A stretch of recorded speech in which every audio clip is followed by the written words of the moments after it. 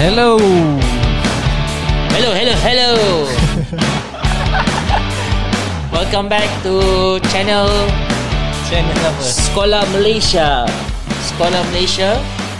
Welcome back to Sekolah Malaysia Podcast. Apa khabar anda semua? Terima kasih kerana telah menonton video podcast kami yang pertama.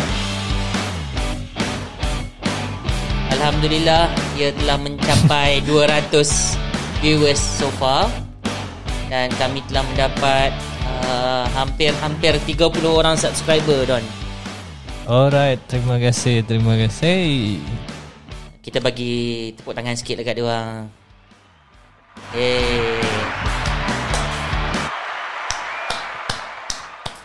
Hebat. Terima kasih. Okay, selamat datang ke Sekolah Malaysia Podcast, di mana kami mendidik anak muda untuk menjadi peneraju Minda kelas pertama. Kita mahu menuju ke arah peneraju Minda kelas pertama. Dalam sambil-sambil kita berborak santai, berbual-bual, kita minum dulu. Kita sajikanlah juga insya-Allah dengan diskusi-diskusi yang mungkin dapat memberikan sedikit ilmu lah insya-Allah kepada para penonton dan para pendengar kami. Hari ni kita bincang apa dia? Malam ni nak cerita pasal apa? Okay. Pernah tak kita apa? Tak lah, maksudnya kita ni kan, okay, kau sudah berapa lama sudah tinggalkan sekolah apa? Masih lagi sekolah, masih sekolah belajar lagi. Umur SPM baru ya. Masih belajar lagi. Tak, tapi sekolah sudah berapa lama? Universiti lah. Sekolah. Sekolah. Last sekali sampai form 6. 2013 12. 13. Okay lah. So tak lama sangat, baru 7 tahun. Okay. 7 tahun lah. Okay. Saya tinggalkan sekolah since 1998. Lamanya aku. Dah 20 tahun lah. 1998. Dah tinggalkan sekolah selama 22 tahun dah tinggalkan sekolah. Jadi bila kita recall balik kan sekolah ni sebenarnya kan, bila we went to school last time, what are the best meaningful things that you have discovered masa sekolah dulu? Masa pergi sekolah dulu kan, apa benda paling best kali? Benda paling best? Masa zaman sekolah dulu lah. Zaman sekolah rendah ke, maksudnya? Zaman benda yang masih teringat-ingat lah sampai sekarang. Masih teringat. Contoh? Tak sampai soalan, tak sampai.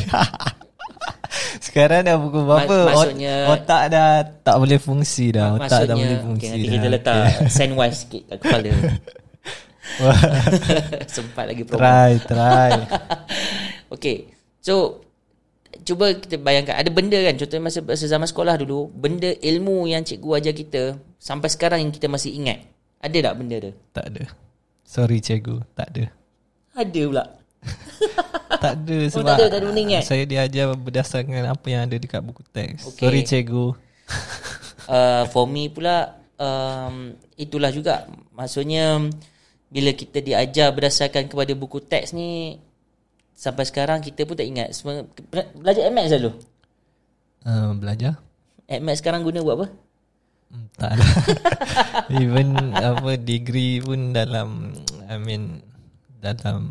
background matematik pun still I don't know what is the function of the Itu yang kadang-kadang kita fikir kan sebenarnya kan. Macam contohnya bila kita as a school children dulu, masa kita jadi student dulu, kita diajar dengan banyak subjek with the so many things. What are the things that we apply right now? Itu yang kadang-kadang menjadi tanda tanya kepada kita kan. Kita pun especially when for me having a children, cakap dengan apa? Having a children ni depan.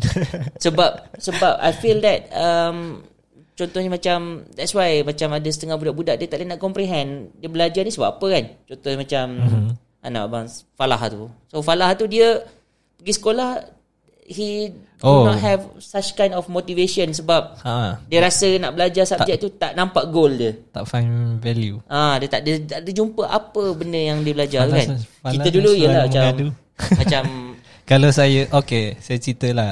Dulu time saya pergi sekolah sebenarnya kenapa nak pergi sekolah tu sebab one of the reason is sebab nak jumpa kawan-kawan.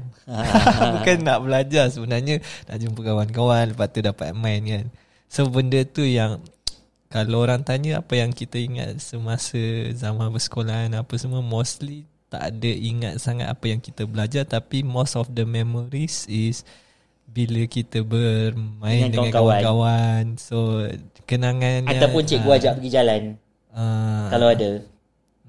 Sorry lah, kami dekat kampung, cikgu tak bawa jalan. Mandi sungai.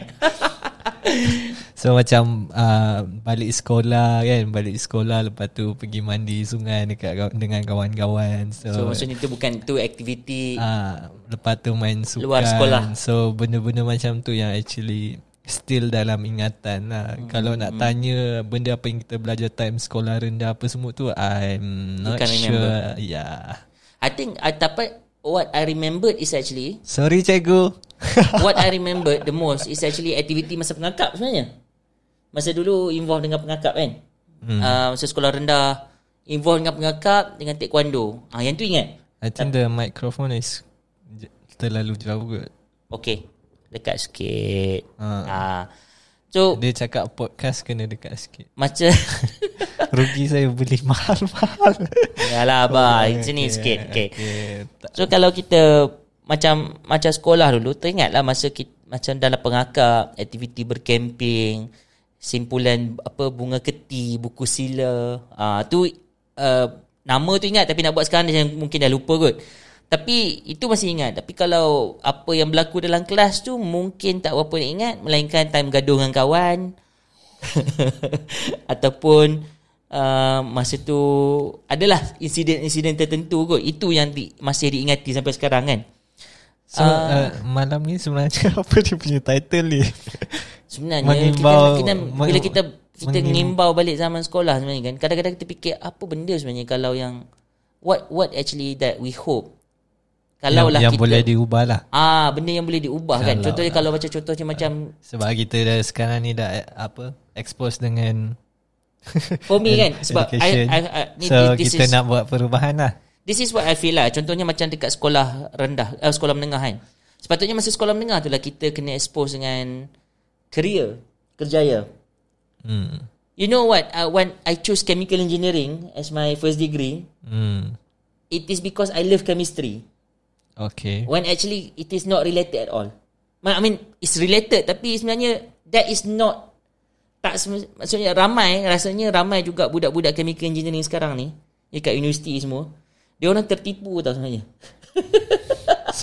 Sebab dia orang ni minat subjek kimia. Lepas tu? Tapi pergi ambil kejuruteraan kimia. Tapi bila kejuruteraan kimia belajar, first year je belajar subjek kimia. Yang lain semua bukan subjek kimia, ada subjek benda lain. Yeah. Jadi it's a wrong choice yang diorang buat lah kan. John, in your case, business mathematics. Who guide you to take that business mathematics? No choice. Because apply UPU. Actually apply UPU and then dapat panggilan interview daripada UM tu in sports science. Actually benda tu yang kita minat kan, tapi tak dapat. Apa kan lah ya, tak dapat apa semua. So mungkin ada hikmah dia. Bunyi sikit. Bunyi yang sesuai. Okay. Sekali. Okay, tak ada, orang kata tak ada rezeki kan, tapi orang kata ada hikmah di sebalik tak ada rezeki tu. So what actually that you wish sebenarnya bila masa kalau maksudnya kalau kat sekolah terus dulu, potong jalan tak lah, nak tanya kalau contohnya apa yang kita sebenarnya, yalah kita tak nak masa nanti lama sangat sampai 10 minit semua kan. Podcast selalunya sejam. So korang mesti tengok sampai sejam lah. Tak nak ngantuk tidur. Besok kerja. Okay. But in your case, what is actually that you wish? Apa sepatutnya sekolah tu ajar apa sebenarnya dekat sekolah, masa sekolah high? Kalau saya dekat sekolah, supposedly I don't know, maybe because of the system of the education yang ajar kita untuk mengutamakan exam. I think exam ni penting ke tak? Especially some people think it is important because untuk apa, kita nak tahu anak-anak kita, berapa pandai anak-anak kita ataupun anak murid kita, adakah dia orang apa, jadi boleh compare dengan anak orang lain. But then they don't know about the assessment. Jadi kan ada a few type of, gatal pula hidung. Sorry guys, video ini tidak akan dipotong, so anda akan nampak kelakuan aneh saya. So actually there are a few of macam assessment kan, macam formative, summative. So tak adalah semua terletak dekat macam let's say exam besar ataupun exam hujung tahun, pertengahan tahun, untuk nak tahu sama ada murid kita faham tak apa yang kita ajar. So basically I think because of the examination, siapa yang dapat nombor 1, dia paling pandai apa semua, I think itulah yang benda merugikan. Sebab every parents, teachers, diorang berlumba-lumba nak jadikan anak diorang sebagai sebagai kuda. Siapa nombor 1 dia menang. Kuda. Sorry orang Sabah. Saya cuba beradaptasi. Lagi kalau saya cakap apa Sabah, semua kamu faham nanti. Camping. Saya cubalah sehabis baik, jangan kecam. Okay? I think that's also important lah. Maksudnya masa dulu sekolah pun sebenarnya I'm one among the, kata scorer lah kan selalunya. Tepuk tangan sikit. Yeay. Ni masuk bakul langkat sendiri sebenarnya. So tapi I realise that actually sedapnya bila kita dah besar, kita dah jadi orang yang grow up, adults ni, those achievement is nothing. Betul. Dia tak ada apa-apa sebenarnya. Kan? Dapat betul. nombor 1, memang dapat nombor 1, tapi masih sampai sekarang macam still ada kemahiran yang Allah ruginya. If I spend my time to learn about this when I was young, and perhaps I could actually be better. Macam tu lah. Be better. I could be better in something else lah. For example, sampai sekarang I think I'm not good at sports. I'm not even good at gardening pun, tak pandai sangat. Tangan panas. Saya pandai semua. Buat kerja DIY pun tak berapa nak pandai dan tak berapa nak minat pun. Masak tak tunjuk skill je. Tapi those are the things, the life skills yang sebenarnya tak ada dalam peperiksaan. Even it is a written examination, memang of course you cannot get it bila dah masuk, bila dah besar, adult semua kan. So sepatutnya sekolah tu tempat mempersiapkan diri untuk menuju alam dewasa, tapi dia jadi end up lalas tempat untuk eksperimen, perlumbaan tak lah. ada perlumbaan. Masuk examination, lepas tu masuk university and so on. That's why I face those some of my younger generations pun, when I met them, some of them ni orang budak-budak yang dapat straight A dalam SPM whatsoever, masuk universiti tak boleh nak survive. Even keluar universiti pun tak boleh nak survive. So that's very sad lah sebenarnya. Sedih. That's very sad. Siapa yang score tu kecam doktor sebelah saya. I couldn't meet, like for example, like yang betul-betul orang betul-betul score, tapi sampai sekarang adalah seorang. Ada, tapi tak ramai yang lah. Yang doktor tu, tapi malas lah nak sebut. Tapi tak ramai lah. Maksudnya, score, where are these people? Betul. Mana orang ni? Contohnya yang pernah kawan-kawan abang kan, straight A. Yang dapat straight A, SPM lah, pelbagai, dapat top student semua. Where are you right now?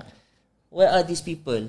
So memang that's why kita kata macam something yang sangat merugikan lah kalau our education in the sekarang masih lagi tak ubah, masih lagi menuju kepada nak buat nak buat peperiksaan sebab nak memenuhi mak ayah kan. Maksudnya mak ayah tu dia nak sangat ada exam. Tak semua. Memang tak semua sekarang. I'm not wanting. Ada a few parents yang ada parents yang celek lah, which is good yang parents yang celek tu tak apalah. Tapi macam parents sekarang yang dah mulai sedar. Hopefully kita dapat menyedarkan lagi ramai mak bapak lah sebenarnya. sebenarnya. That's why kita buat sekolah Malaysia. Beri tepukan sikit. Tepuk. Jangan lupa subscribe. Sebab memang kita rasa macam sangat-sangat penting untuk menyedarkan kepada ibu bapa semua. Peperiksaan tu, even peperiksaan bertulis yang kita laluskan, macam budak-budak ambil SPM, PT. Alhamdulillah, I'm very happy tahun ni IPSR ditiadakan. Sepatutnya hari ni semalam ditiadakan. Sepatutnya Falah ambil IPSR semalam tau. He must be very happy. So macam IPSR dulu dapat berapa IPSR saja. Tak nak. Saja nak up. Yalah, aku tahu kau 5A, aku 4A je. Tapi cuba bayangkan, maksudnya baguslah. Maksudnya bila IPSR tak ada, PT3 tak ada, that's good. Tapi bila sebut pasal SPM, masih lagi peperiksaan yang mungkin banyaknya ialah bertulis. Sedangkan outcome yang kita nak capai, kemahiran-kemahiran yang kita nak bentuk kepada pelajar-pelajar ni, tak semuanya boleh diakses secara bertulis. Yep, 21st century skill. So that is one thing that Hello, we really educators. need to unite pula. You need to we think need to change lah. We need to change. You need to think about the nak kecam pun kecam lah. I don't mind actually, because I feel that this is something that we really need to make that change. Kalau rasa cikgu-cikgu rasa, sebab I feel sad to see that masih lagi ada pendidik-pendidik, terutama di peringkat sekolah, yang suka drill budak-budak, bagi latih to be. Sebab kehidupan di luar sana ialah bukan kehidupan yang berdasarkan latih to be. You cannot predict what's the problem out there. Jangan lepas ni ada apa, budak-budak sekolah tengok konten ni, mampus. Biarlah kalau dia orang nak demand, kami tak nak SPM. Bukan kami tak nak SPM. Actually the way how it is being assessed is need to be changed. Right? Dia macam ni. Actually, kalau kita belajar dengan cara yang betul, result kita tu akan dapat dengan betul lah. Maksud saya, let's say kita belajar dengan betul, kita understand dengan betul, bukan dengan memorize kan, ataupun mengingat memorize lagi spot question. Spot question lah, apalah. Kalau kita belajar secara yang betul, kita punya result tu akan setimpal lah dengan usaha kita. Yalah. Usaha. So itulah. That I think that is my somehow what I can reflect in the past, and I feel that macam I do hope, bila tengok keadaan sekarang dengan sistem sekarang masih lagi menekankan peperiksaan, walaupun they claim that they have changed towards like 21st century punya learning, but I still feel that bila tengok sebenarnya tak ramai lagi, masih lagi. Sebab ramai pendidik yang sekarang pun they were trained in the past macam kaedah yang zaman lama. Jadi they have a tendency to repeat back apa benda yang cara dia belajar dulu kan, dengan cara mengajar tu. Lagi dia kata tak nak lah. Nanti saya kena kecam. Sebab dia suka membawang negara. Tapi kita kena be honest lah. I mean, this is the change that we really need, that we really want, that the nation needs. Ini negara kita perlukan.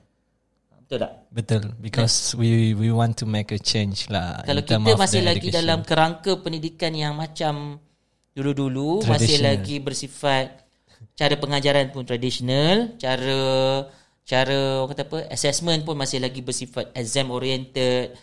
Kalau masih lagi terjual lah buku-buku latih to be tu dekat ni, kena maki dengan publisher buku lah ni. Habis apa market buku saya. Habis lah. Kalau masih lagi terjual benda-benda macam kecam, jangan lupa tengok sampai habis maksudnya dia masih lagi terperangkap dalam kerangka yang lama lah. Betul. Sebab for me, I feel that buku-buku latihan latih to be tu, it's not necessary. Sebab bila you still do that kind of rote learning tu, memang lain student kita macam tu lah, memorize spot questions. Saya nak share something boleh tak? Apa dia? Okay, ni cerita pasal memorize. So masa degree dulu, Sebab actually subjek ni a bit killer lah. So memang tak ingat apa langsung, apa yang lecturer ajar apa semua. Lepas tu kita orang sampai stay up sampai tak tidur sampai esok dia exam kan. Sebab menghafal. Sebab nak hafal, sebab nak lulus je. Very pathetic. Itulah. Okay, ni zaman silam saya masa degree. So buatlah sampai tak tidur apa semua. But at the end of the day baru sedar yang benda tu tak ada point pun buat macam tu apa semua. Even I lulus pun, tapi I graduate with nothing on myself. Right. Then I get nothing lah. Sekadar mengambil gambar, memegang sijil. So you feel like macam useless lah. That's why I want to make my revenge. So you have to make revenge this stance to really make this change lah. Tapi it's not only you. I also have the same experience. Kata macam sama kan. Bukan semua benda kita faham pun. Ada satu subjek dulu masa kat UK tu, lecturer ni dari mana rasanya macam dari Bulgaria kot mengajar tu. Because the slang pun tak apa nak faham sangat. Dia ajar subjek tu particle technology kot, something like that. Dan lah masuk kelas dia memang tak faham apa. Malas lala ponteng kelas. Jangan Doktor ponteng kelas guys. Kecam. So jangan sebab kecam. kita tak nampak the real needs kenapa nak belajar subjek tu. And then lalas masuk kelas pun jalah copy je, tulis balik, salin balik apa yang dia ngajar dekat ni whiteboard. Lalas baik minta tolong kawan je suruh copy kan. And then lepas tu nak exam, buat apa tahu? Buat mnemonic. Kenapa kita tak jumpa what is the reason kenapa kita belajar certain topik? Adakah itu salah the lecturers ke cikgu ke yang tak explain kenapa kita I think mungkin satu benda sebab kita tak nampak the connection between the subjects. I think because of the example yang kena bagi pun dia tak based on real life punya example dia satu tu betul. Maksudnya kadang-kadang bila masuk first introduction dia tak bagi tahu. Betul. Dia terus macam jump terus ajar lecture ikut buku je apa semua. Betul. Yang subjek buku tu memang sebab siap beli textbook tau. Sebab baca apa benda lah aku tak faham ni. Lalas okey lah, buat jalan cerita lah. Tahu tak mnemonic kan? Mnemonic ni kan dia buat macam equation panjang-panjang tu, buat jalan cerita. Jumpa simbol ni, jumpa ni, gini. Yang tu boleh ingat. Tapi sampai sekarang rasa macam tak bergunanya. Macam I think I have never learned something out of this. I think that's what makes me also as an educator to trying to enforce lah my student to really understand the topics tu kan. And itulah hopefully. Macam mana nak bagi faham?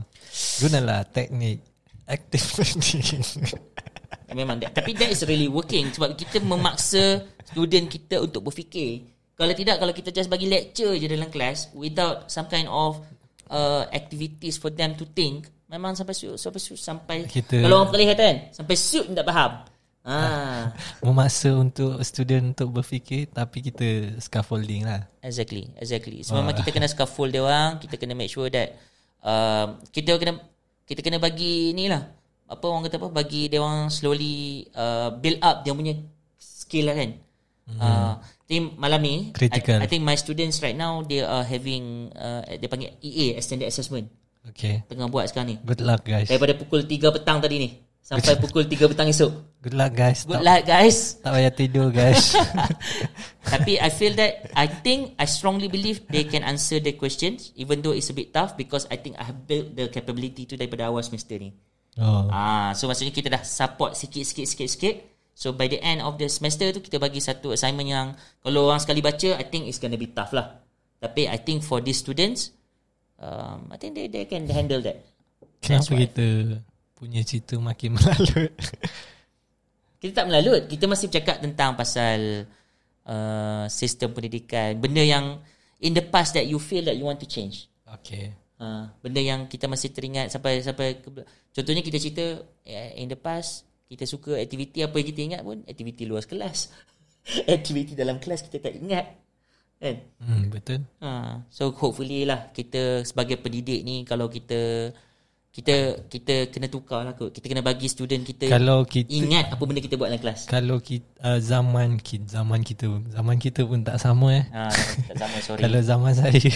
Kalau zaman saya dulu tak apalah, kalau tak jumpa value pergi sekolah tu, tapi dapat jumpa kawan pun dah okey. Tapi untuk budak-budak zaman sekarang, dia orang kalau tak jumpa value data buat apa dia orang pergi sekolah, apa yang what is the value dia orang pergi sekolah, apa semua tu, dia orang akan jadi macam loss of interest nak pergi sekolah. Betul. So baik duduk rumah main game je. Ya. Macam anak-anak saya kan. So sebagai educator, Even actually main game pun boleh collaborate. Yes, teachers apa semua tu kena be apa yang ada lecturer saya bagi tahu, kena upgrade, upskill dan update lah. Okay, insyaAllah. 25 minit dah ni, 56 Tak apa, minit. kita buat 30 minit. Guys, korang mesti tengok sampai habis ni guys, sebab ini adalah episod pertama podcast nombor 1 di Malaysia. So kalau macam tu, I think itulah maksudnya. Yalah, benda-benda ni kita memang discuss most of the time pun. Kita cakap, because of that, the way how the education dekat Malaysia ni memang it really need to be relook balik lah. So lepas ni kita plan je. Tapi dia punya blueprint okey apa? Blueprint memang sangat cantik. Implement. There's a problem. Kita nampak blueprint tu memang memang hebat lah. Our blueprint is superb. Tapi lebih kurang dengan like OZ, NZ. If you make the comparison lah, study kan. Pernah buat comparison study dengan negara-negara lain. Malaysia punya blueprint. Even orang Jerman pun datang tengok nak copy kita punya blueprint. Nice. It's very very good. Tapi implementation wise, I think it can be improved lah. Maaf ya, kaki tangan dekat KPM terasa pula kan. Tapi it can be ini personal way opinion. improved. This is our personal opinion as the public citizens. Jangan kecam, okay? Itulah apa benda yang kita boleh buat sebenarnya kalau kita nak tolong cikgu-cikgu ni. Apa benda yang kita boleh buat? Apa benda kita boleh buat? Sebab I feel like macam I don't know. Kita memang You are the educator, so kita memang tak boleh nak buat as a big capacity because we don't hold that position to make big changes. Betul. Tapi as we ourselves ni, kita dalam inilah yang kita boleh buat. Yalah, sebab orang kata to make changes, we need to make a complaint. So ini adalah komplain secara halus. Okay. Apalah kita komplain dia tu. Lepas tu at the same time tak adalah komplain. I think ini sekadar personal thought lah. Yalah. Nanti kena jangan nanti lah. kena ban. Tak nak lah. I'm still student, okay. Nanti tak kena bagi graduate apa semua. Janganlah. Tengok the instillment of fear tu. Fear, takut rasa lah. ketakutan pula tu. Takut lah. When that is not supposed to be true. When we actually as a citizen, kita sepatutnya bebas untuk bercakap apa yang kita rasa penting untuk diutarakan, untuk kebaikan. Tengok tak jadi nak minum terus. For the public. Baru nak minum air pun habis ni. Kalau Starbucks sponsor ni. Okay, so those are the things that I feel. Satu, kita kena bagi kesedaran kat dia orang, kat all the educators out there that it's very important to change. Make a campaign. Make a campaign. Macam tulis kerangan BM je. Kita kena betul-betul bagi dia orang, kita kena betul-betul memberikan kesedaran tu. Yang kedua, mungkin kita lepas ni kita panggil pakar-pakar. Kita akan invite I agree lah yang in term of the expert kan. Kalau expert tu boleh bergerak dalam satu team, collaborate apa semua, bukan bersaing, untuk merubah young generation lah. Yalah, that's the important kita lah. as actually from Sekolah Malaysia pun sebenarnya kita boleh panggil pakar-pakar ni. Memang itu let them talk and let them bukan kita orang yang sebenarnya patut bercakap dekat sini. Ui, what happened to the camera? Stop automatically. Done. No. The maximum recording time has been reached. Okay, tak apa. So Kalau kamu orang masih tengok podcast ni, mungkin video sudah tamat, tetapi suara kami masih di sini. Okeylah, kita end lah. Okeylah, sudah 30 minit. Okay. So kita rasa takat tu saja for now. Sebenarnya banyak lagi. So dia basically banyak benda lah nak cerita apa semua. Kita orang memang macam ni, kalau cakap pasal education a bit passionate sikit lah. Tapi sekarang ni masalahnya sebab masa dah mencemburui. Okay, segala apa orang kata, kalau tersalah silap, salah dan silap harap dimaafkan, tersinggung sini. So minta maaf. Ini datang daripada our personal thought. Okay, yep. And hopefully this will give impact to the young generation. InsyaAllah. Okay. Ni dah larut malam.